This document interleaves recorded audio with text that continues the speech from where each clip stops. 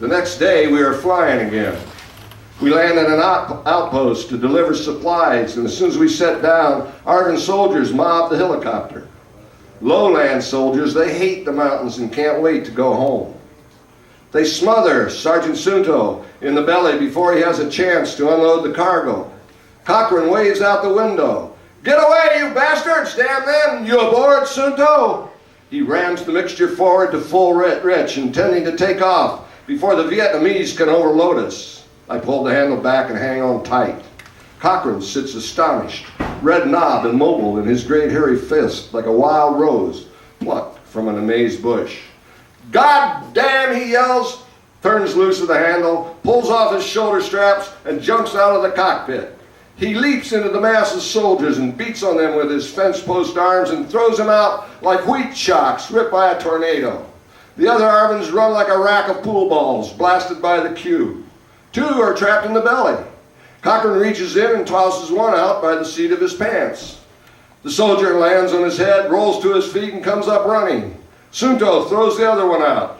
Cochrane belts him on the side of the head as he flies by. The Arvin stumbles like a man coming to grips with the land after a wild ride on a centrifuge. Sunto starts throwing out the supplies. We take off and Cochrane chews his gum, non-committal. He glances at me, shakes his head, shrugs his shoulders. "Look there," Sergeant Sunto calls from the belly. A big black beast thunders across the ground, raising puffs of dust. Cochrane banks in for a closer look. It's a big bastard of an elephant, wide-eyed, huge-tucked, and hung like the bull boss of the herd. "Imagine that," Cochrane says. "Nothing but jungle and that big bull waving his trunk and bellowing for some cow he can spend the day humping. Let's plug him," I say. "Drill the mother smack dab in his loathsome head." "Gotcha, Dumbo." I'll gouge out his tusks with my survival knife and load the ivory aboard. Sit around the fire every evening with my chisels. Sit around the fire every evening with my chisels, carving small images and goddesses in homage of the elephant buana. Oh gee, whoa. Hey, we all do that. Forgot where I was there for a minute. Thought I was in the shower. So we'll go back. Drill the mother. Let's plug him. Drill the mother. I'll gouge out his tusks, load the ivory, carve small images and goddesses in homage to the elephant buana, the good tusk master. I'll use his scrotum for a tool sack. I don't think the tusk master would appreciate that. No ivory goodies for you, spoil sport. I do believe you are going native, Tomas. Time you had a little R&R. Rest and relaxation. Rehabilitation and reclamation. Romping and rat fucking.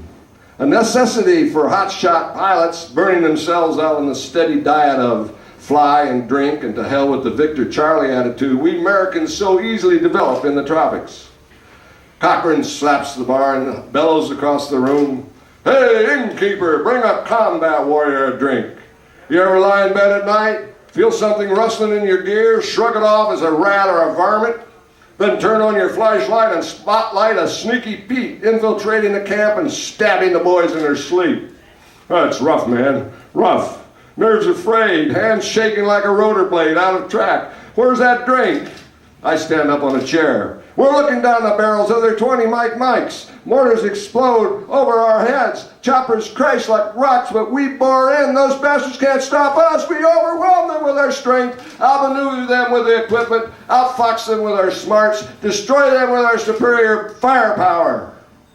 The Big Bang Theory brought to life, exploding in the bar. Blown out, like the movie Hiroshima Mon Amour. Lovers in bed, intercut with shots of Fat Man exploding. How's about a taste of the good stuff, Doc? Some of that Kentucky Jack Daniels, like the song.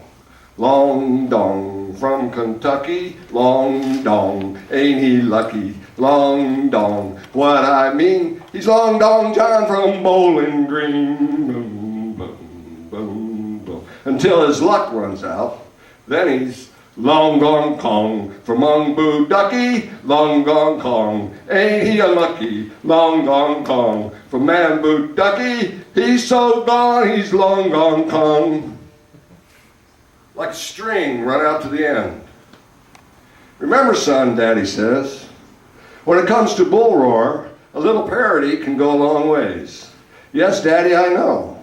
Marion Morrison was either a joke or a hero. Big, slow, yeah, deliberate for sure. He's a Hollywood Marine. His real name is known only to Marines in the know. Ah, what the hell, Doc, I'll share it with you. His real name is John Wayne. And he said lots of people say the only reason anyone goes into the Marine Corps is because they can't make it on the outside. Well, that's their personal bull roar, and they're talking too fast.